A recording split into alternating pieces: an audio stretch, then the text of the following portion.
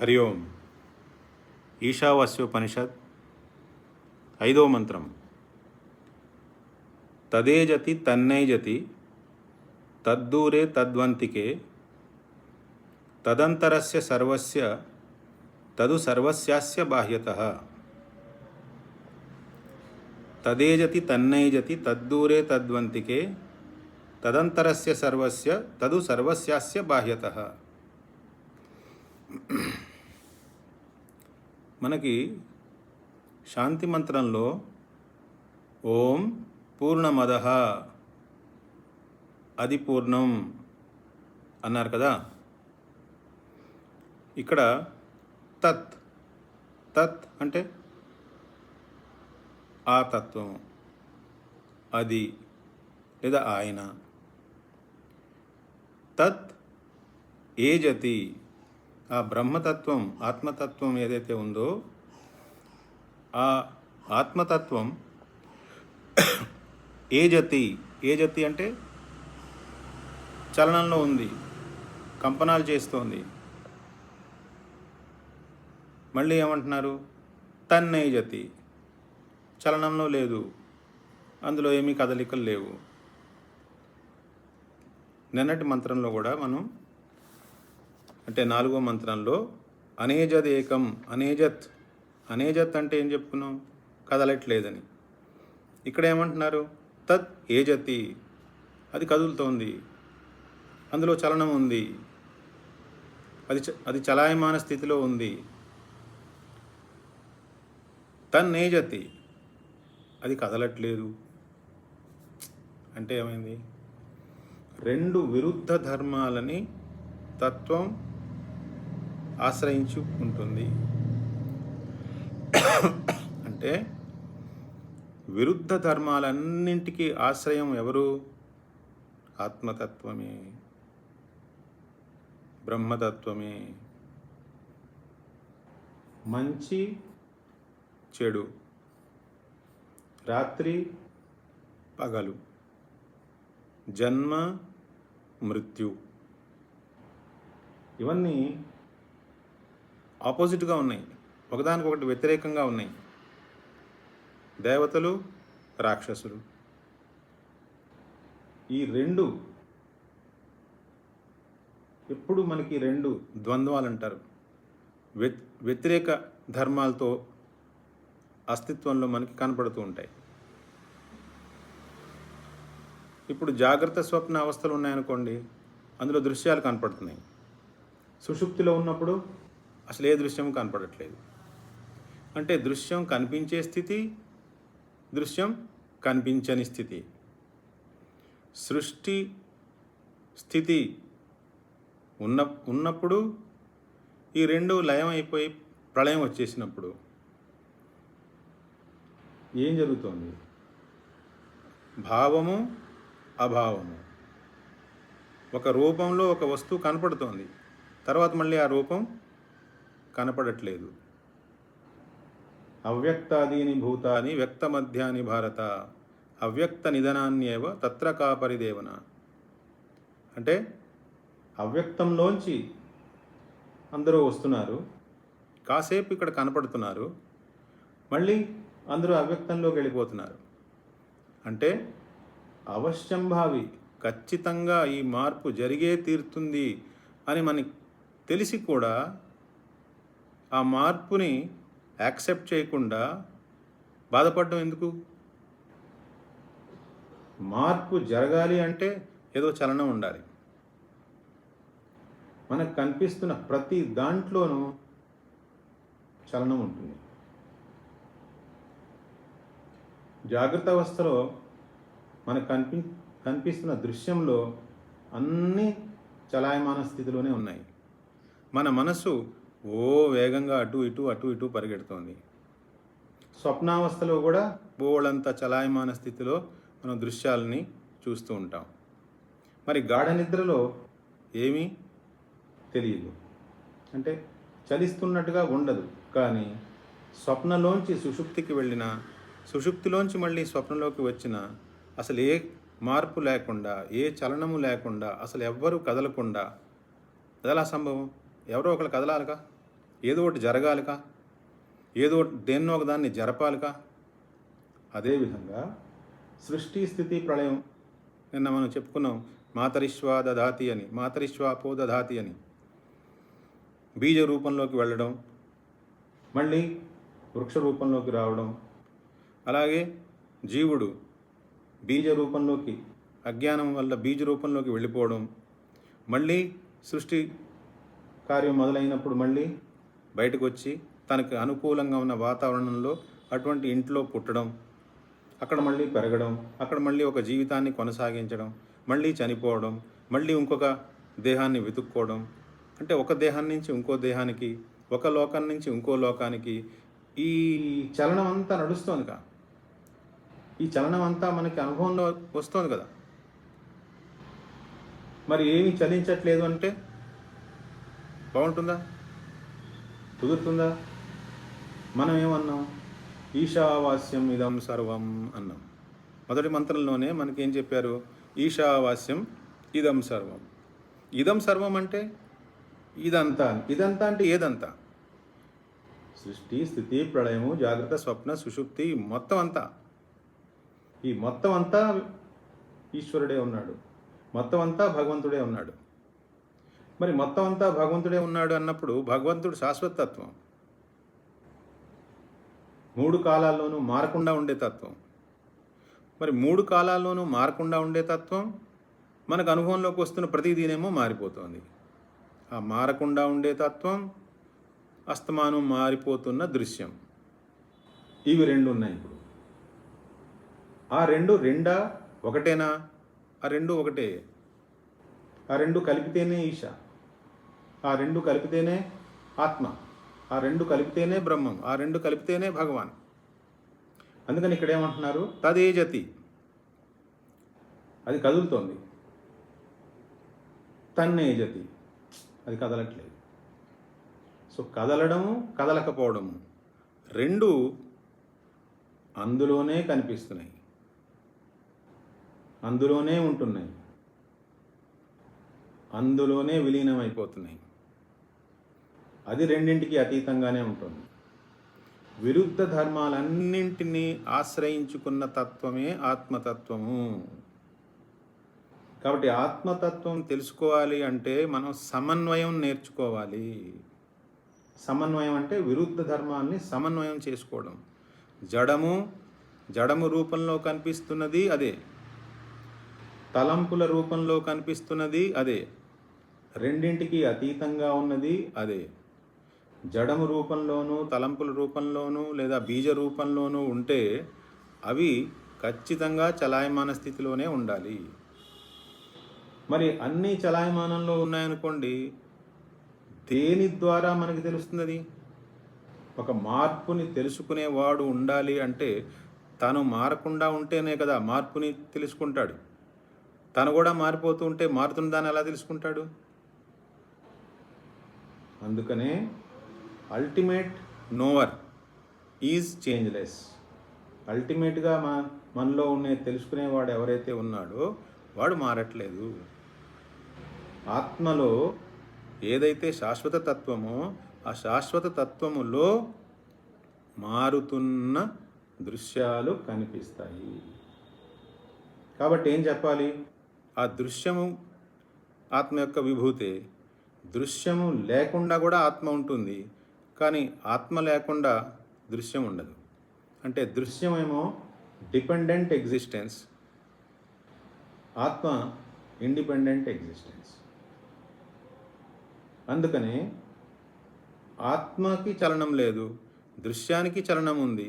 రెండు ఆత్మ యొక్క భాగాలే, అభివ్యక్తులే. కాబట్టి తదేజతి అన్నా కరెక్టే, తన్నేజతి అన్నా కరెక్టే. అది చలనంలో ఉంది అన్నా కరెక్టే, అది చలనంలో లేదు అన్నా కరెక్టే. తదేజతి తన్నేజతి, తద్దూరే తద్వంతికే. ఇక్కడ ఇంకొక విషయం చూడండి. తదేజతి తన్నేజతి మనం నిన్న చెప్పుకున్నాం. చైతన్యంలో సంస్కార బీజాలుంటే జీవత్వం ఉంటుంది అని. అవునా కదా? ఈ సంస్కార బీజాలంటే ఏంటో మనం ఎప్పుడూ కూడా ప్రశ్నించుకోవట్లేదు. ఈ సంస్కారం ఇప్పుడు దేహం ఉందనుకోండి, అది జడం, మళ్ళీ కళ్ళకు కనిపిస్తుంది. అదే మనసులో జరుగుతున్న ఇచ్ఛా, ద్వేషం, రాగం, కోపతాపాలు, ఈర్ష్యా, ద్వేషాలు, సుఖదుఖాలు, ధృతి, క్షమ, ధైర్యం, ఇవన్నీ అసలు ఏ మనోభావాలు ఉన్నాయో అన్నీ మనకి ఎప్పటికప్పుడు తెలుస్తూనే ఉన్నాయి. కానీ దేన్నైతే మన సంస్కార బీజాలను లేకపోతే వాసనలను అజ్ఞానం అని అంటున్నామో అది జడమా? ఆ అజ్ఞానం అనేది జడమా? ఆ సంస్కార బీజ రూపంలో ఏదైతే దేనివల్ల అయితే మనలో జీవత్వం ఉందో, అంటే ఏదైతే మన కారణ శరీరం అనుకుంటున్నామో ఆ కారణ శరీరం అనేది జడమా, చైతన్యమా? అది దేంతో తయారైబడింది? అది ఆత్మలో ఒక సంస్కార బీజం ఉండడం వల్ల జీవత్వం వచ్చింది.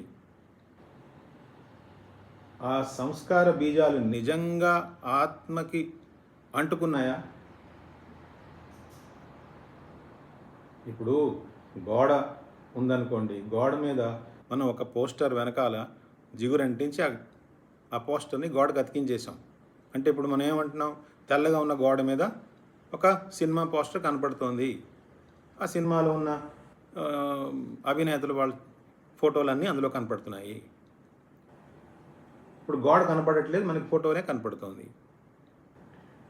ఇప్పుడు గోడ వేరు, ఈ పోస్టర్ వేరు, మధ్యలో వెనకాల జిగురు పెట్టి అతికించాం కదా. ఇక్కడ మూడు జడమే, గోడ జడమే, జిగురు జడమే, పోస్టర్ కూడా జడమే. ఇప్పుడు ఆత్మకి సంస్కార బీజాలు ఎలా అతుక్కున్నాయి? ఆ సంస్కారం అనేది జడ రూపంలో ఉందా, చైతన్య రూపంలో ఉందా? ఎప్పటి నుంచి ఉంది అది? ఎక్కడి నుంచి వచ్చింది? ఎప్పుడు పోతుంది? అసలు అది ఉందా లేదా? ఆత్మ అనేది శుద్ధ చైతన్య వస్తువు. శుద్ధ చైతన్య వస్తువు మీద ఈ మచ్చ లేదా ఈ సంస్కార బీజం వెళ్ళి ఎలా అతుక్కుంది? కాబట్టి ముందు అసలు మనం ఆ కారణ శరీరం ఏంటో దాని మీద మనం బాగా లోతుగా పరిశీలన చేస్తేనే కానీ అక్కడ ముడి తెగదు. ఆ కారణదేహం అంటే ఏంటి? అది మనల్ని మనం ప్రశ్నించుకోవట్లేదు. అసలు నేను ఎవరిని అని ప్రశ్నించుకోవట్లేదు. అనాది కాలం నుంచి నేను జీవుణ్ణి, లేదా నేను దేహాన్ని, నేను మనసుని, ఇలాంటి భావనలు ఉండిపోవడం వల్ల అదే రిపీట్ అవుతున్నాయి అంతే తప్ప నిజంగా అక్కడ ఏదో అతుక్కుంది అలాగేం ఉండదు. ఎందుకంటే ఈశావాస్యమిదం సర్వం అహమేవాసమేవాగ్రే నాణ్యద్యత్ సదసత్పరం పశ్చాదహం యదేతచ్చ యోగశిష్యేత సోస్మ్యహం. అంటే ఏంటి? సృష్టికి మూలంలో ఒక వస్తువే ఉంది. మూలంలో ఒక వస్తువే ఉంటే ఆ వస్తువు నేను కూడా చెప్పుకున్నాం మనం, ఏకం అంటే ఒకటే ఉంది. అది ఆ ఒకటే ఉన్నప్పుడు దానికి ఎవరొచ్చి అతికించారు? ఏం అతుక్కుంది? వేరే పదార్థమే లేదు. భగవంతుడు తప్ప వేరే పదార్థమే లేదు. ఈశావాస్యం ఇదం సర్వం అంటే అర్థం ఏంటి? ఈశావాస్యం ఇదం సర్వం అంటే ఆ ఈశా భగవతత్వమే అంతటా ఉన్నది, ఎప్పుడూ ఉన్నది. అది తప్ప ఇంకోటి లేదు. మరి రెండో పదార్థం ఏం వచ్చి దానికి అతుక్కుంటుంది? దాన్ని బంధించేసే అంత పదార్థం ఇంకోటి ఏముంది? అందుకనే దాన్ని అజ్ఞానం అన్నారు. అజ్ఞానం అంటే మనం క్వశ్చన్ చేసుకోవట్లేదు. నేను ఎవరిని, అసలు ఈ కారణదేహం ఏంటి అని క్వశ్చన్ చేయట్లేదు. ఆ కారణదేహం ఏంటి అని క్వశ్చన్ చేస్తే కనుక మనకి జ్ఞానోదయం అవుతుంది. ఎప్పుడు అవుతుంది ఆ జ్ఞానోదయం? తద్విద్ధి ప్రణిపాతేన పరిప్రశ్నేన సేవయా ఉపదేక్షంతి తే జ్ఞానం జ్ఞానినః తత్వదర్శినః. ఆ జ్ఞానాన్ని పొందిన వాళ్ళు, తత్వాన్ని దర్శించిన వాళ్ళు వాళ్ళ దగ్గరికి వెళ్ళి వాళ్ళ నమస్కారం పెట్టి వినయంగా మన డౌట్లను అడిగితే అసలు నేను ఎవరు, సంగతి ఏంటి, అసలు ఎక్కడి నుంచి వచ్చింది, ఈ అజ్ఞానం ఎక్కడి నుంచి వచ్చింది వాళ్ళని అడిగితే వాళ్ళు చెప్తారు. చెప్తే మనం వింటే మనకి అవగాహనలోకి వస్తుంది, ఎరుకలోకి వస్తుంది, అజ్ఞానం పోతుంది. అంతే, అంత సింపుల్ అది. అది మానేసి నేను సమాజానికి సేవ చేస్తా, లేకపోతే నేను ముక్కు నోరు మూసుకుని ధ్యానం చేస్తా, నేను భజన చేస్తా, గంతులేస్తా, నేను అది చేస్తా, ఇది అజ్ఞానం పోదు దానివల్ల, మాటికి పోదు. ఎంటర్టైన్మెంట్ వేరు, ఎన్లైటన్మెంట్ వేరు. మనల్ని మనం ఎంటర్టైన్ చేసుకోవడానికి బోల్డ్ మార్గాలు ఉన్నాయి. మనం నవలు చదవచ్చు, న్యూస్ పేపర్ చదవచ్చు, సినిమాకి వెళ్ళొచ్చు, పురాణ కథలు చదువుకోవచ్చు, చెప్పుకోవచ్చు. ఎంటర్టైన్మెంట్ వేరు, ఎన్లైటన్మెంట్ వేరు. ఎన్లైటన్మెంట్ కావాలనుకున్న వాళ్ళు ఈ ప్రశ్న వేసుకోవాలి, నేను ఎవరిని అని. ఎవరిని అడుగుతారు? గురువు లక్షణాలు చెప్పారు. శ్రోత్రియం బ్రహ్మనిష్టం. శ్రోత్రియం బ్రహ్మనిష్టం అనే గురువు దగ్గరికి వెళితే మనకు సరైన జ్ఞానం ఇస్తారు. పరీక్షితుడు వెళ్ళాడు, 7 రోజుల్లో చచ్చిపోతాను అనుకుని తెలిసిపోయినప్పుడు ఆ రాజ్యం అంతా వదిలేసేసి వెళ్ళిపోయాడు. అప్పుడు నైమిషారణ్యంలో అందరూ ఋషులందరూ ఉంటే వాళ్ళందరూ కూడా ఆలోచిస్తున్నారు, రాజుకి ఇంత పెద్ద కష్టం వచ్చింది, మనం ఏం చేయాలని. కరెక్ట్గా దైవం ఎప్పుడు ఎవరిని కలపాలో, ఎప్పుడు ఎవరిని ఎవరితో వేరు చేసేయాలో అంతా దైవమే. ఆ దైవం ఇప్పుడు ఎలా ఉంది? శుక ముని రూపంలో నడుచుకుంటూ వస్తాను. 7 రోజులు చచ్చిపోతావా? ఏం ప్రాబ్లం లేదులే, ఏం భయపడకు. అసలు 2 గడియలు ఉన్నా కూడా ఖడ్వాంగ జ్ఞానాన్ని పొందాడు. 2 గడియలు. నీకు అసలు 7 రోజులు అంటే చాలా ఎక్కువ ఉంది టైం, ఏం కంగారు పడకు. అందరూ వింటున్నారు. ఈయనేమంట, సారాంశం ఏంటి? భాగవతం సారాంశం ఏంటి? మృత్యువు పోదు. నువ్వు 7 రోజులు చచ్చిపోతావు అన్నారు కదా, ఓకే, 7 రోజులు చచ్చిపోతారు, ఖచ్చితంగా చచ్చిపోతావు, దేహం చచ్చిపోతుంది, దానికేం వేరే తరుణోపాయమే లేదు. అది తథ్యం, అది జరిగి తీరుతుంది. దేహం పోవడం అనేది తథ్యం, అది జరిగి తీరుతుంది. 7 రోజుల్లోనే జరుగుతుంది, ఎవరికైనా 7 రోజుల్లోనే జరుగుతుంది. అదేంటి 7 రోజుల్లో ఎలా జరుగుతుంది? సోమవారమో, మంగళవారమో, బుధవారమో, గురువారమో, శుక్రవారమో, శనివారమో, ఆదివారం, ఈ 7 రోజుల్లోనే ఏదో ఒక రోజు జరుగుతుంది కదా. అందుకని 7 రోజుల్లో ఎప్పుడప్పుడు మనం కూడా పోతాం, ఈ దేహం కూడా పోతుంది. కానీ ఆత్మ పోదు. దేహము పోతుంది, ఆత్మ పోదు. ఆ ఆత్మవి నువ్వు, దేహానివి కాదు అని గనక నువ్వు తెలుసుకుంటే అప్పుడు నువ్వు జన్మ మృత్యువుని దాటినట్టు. ఇది కదా సారాంశం. సరే, బోల్డన్ని మంచి కథల రూపంలో భక్తుల కథలు కానీ, భగవంతుడి యొక్క అవతారాలు కానీ, ఏ కథలు వింటే అసలు మన మనసులో ఉన్న బూజు, దుమ్ము, ధూళి మొత్తం అంతా పోయి మన మనసు చక్కగా నిర్మలంగా శుభ్రంగా తయారవుతుందో, నీట్గా తయారవుతుందో అలా చేయడానికి చక్కగా అన్ని కథలు, లీలలు, భగవద్లీలలు, అందులో ప్రత్యేకంగా విశేషంగా శ్రీకృష్ణ పరమాత్మ లీలలన్నీ వర్ణించారు. అవునా కదా? మరి చివరికి వచ్చేసరికి ఆయన ఇచ్చిన ఉపదేశం ఏంటి? సుఖదేవ మహారాజు పరీక్షకి ఇచ్చిన ఉపదేశం, అహం బ్రహ్మ పరం ధామ బ్రహ్మాహం పరమం పదం ఏవం సమీక్ష చమాత్మానం బ్రహ్మణ్యాధాయ నిష్కలే. అహం బ్రహ్మ పరం ధామ బ్రహ్మాహం పరమం పదం ఏవం సమీక్ష చమాత్మానం బ్రహ్మణ్యాధాయ నిష్కలే. అహం బ్రహ్మ, నేనే ఆ బ్రహ్మతత్వమును. పరంధామ, ఆ పరంధామాన్ని నేనే. బ్రహ్మాహం పరమం పదం, ఆ బ్రహ్మముని నేనే, ఆ పరమ పదముని నేనే.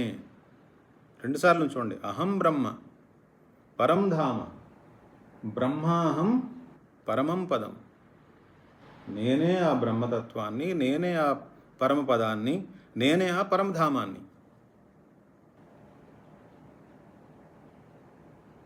ఏవం సమీక్ష చ ఆత్మానం, ఇది కరెక్ట్గా సమీక్షించుకో అంటే ఏంటి? ఇదంతా కరెక్ట్గా తెలుసుకో, నిశ్చయాత్మకంగా తెలుసుకో. తెలుసుకుని ఏం చేస్తావు? బ్రహ్మణ్యాధాయ నిష్కలే, నిన్ను నువ్వు ఆ బ్రహ్మస్థితిలో ఉంచుకో. భగవద్గీతలో 10వ అధ్యాయంలో 12వ శ్లోకం. అర్జున ఉవాచ పరం బ్రహ్మ పరం ధామ పవిత్రం పరమం భవాన్. ఇది చూడండి. అర్జునుడు భగవంతుణ్ణి ఉద్దేశించి, భవాన్, భవాన్ అంటే మీరు, భగవంతుడు సాక్షాత్ ఎదురుగా ఉన్నారు అర్జునుడికి. ఏమంటున్నాడు అర్జునుడు? భవాన్, భవాన్ అంటే మీరు. పరం బ్రహ్మ పరం ధామ పవిత్రం పరమం భవాన్, మీరు పరబ్రహ్మ స్వరూపులు, మీరు పరంధామము, మీరు పవిత్రం పరమం, పరమ పవిత్రమైనది మీరే. పరమ పవిత్రమైనది మీరే, పరంధామం మీరే, పరం బ్రహ్మ మీరే అని అర్జునుడు శ్రీకృష్ణ పరమాత్మని చేతులు జోడించుకొని చెప్తున్నాడు. ఇక్కడ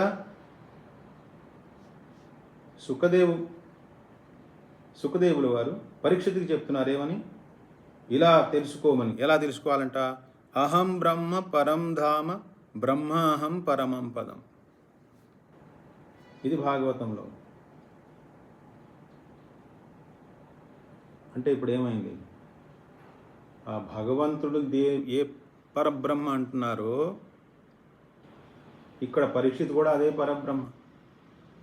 ఇప్పుడు నేను మాట్లాడుతున్నానంటే నేను కూడా పరబ్రహ్మ స్వరూపమే. అంటే నేను మాట్లాడుతున్నాను కాబట్టి నేను ఒక్కడనే పరబ్రహ్మ స్వరూపమా? కాదు కాదు కాదు. మీరందరూ, వినేవాళ్ళందరూ కూడా పరబ్రహ్మ స్వరూపులే. ఎందుకని? పరబ్రహ్మ స్వరూపం తప్ప, పరంధామం తప్ప, భగవంతుడు తప్ప వేరే ఇంకేమీ లేదు. ఇంకేదైనా కనిపిస్తోంది అంటే అది మనకు అలవాటు అంతే. మన పూర్వ అలవాట్ల ప్రకారంగా వేరే ఏదో కనిపిస్తోంది. మనందరిలోనూ ఎల్లవేళలా కామన్గా ఉన్నది ఏంటి? బ్రహ్మమే. బ్రహ్మము తప్ప నేను ఇంకేదో, నన్ను నేను అనుకున్నా, మీరు మిమ్మల్ని మీరు ఏదైనా అనుకున్నా, మిగిలేదేంటి? అస్మదీయులు తస్మదీయులు.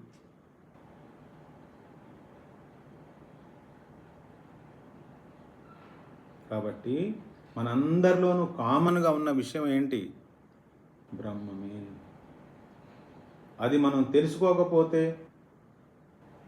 నేనేదో గొప్ప, నా సాంప్రదాయం ఏదో గొప్ప, నా మతం ఏదో గొప్ప, అప్పుడేమవుతుంది? మనసులో ఒక ఎజెండా, చేతిలో ఓ జెండా, జీవితం అంతా ప్రోపగండా. ఇవన్నీ లేకుండా ఉండాలంటే తత్వాన్వేషణ చేసుకోవాలి. ఏం చెప్తోంది తత్వం? తదేజతి తన్నేజతి. అది కదులుతుంది, అది కదలదు.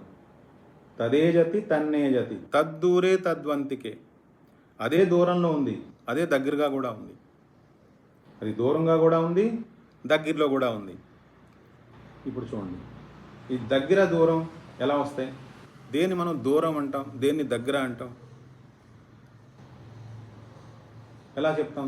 ఏది దూరం, ఏది దగ్గర?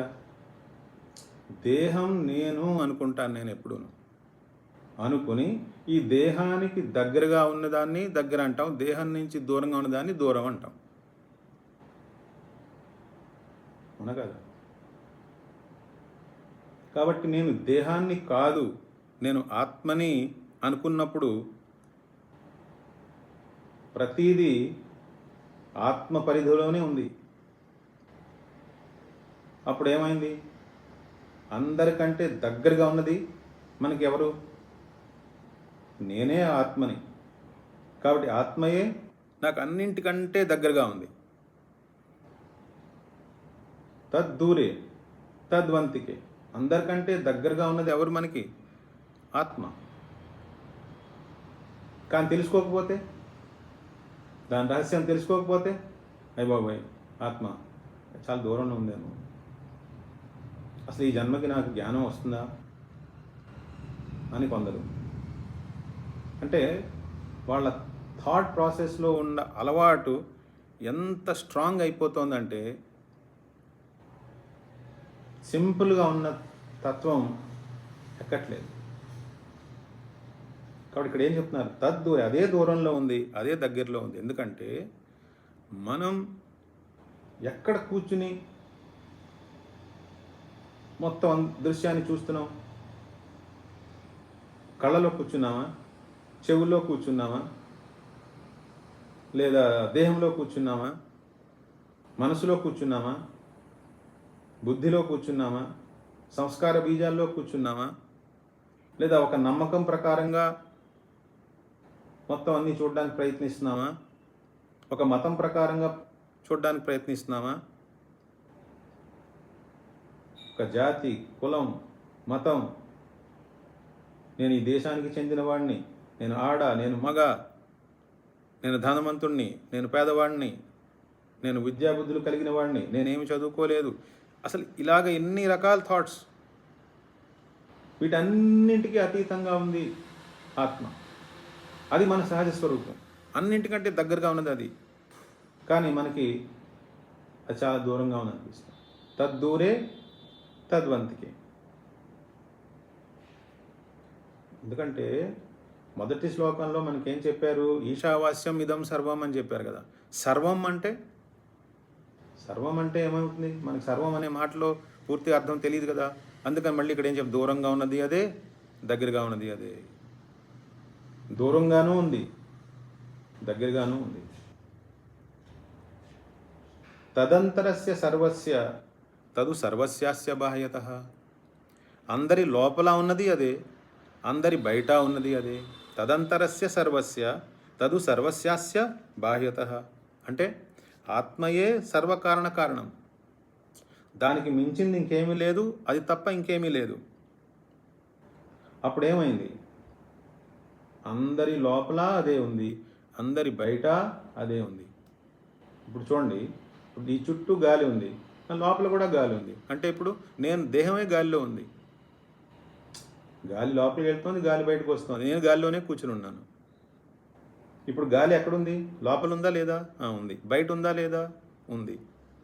అదేవిధంగా ఆత్మ లోపల కూడా ఉంది, బయట కూడా ఉంది.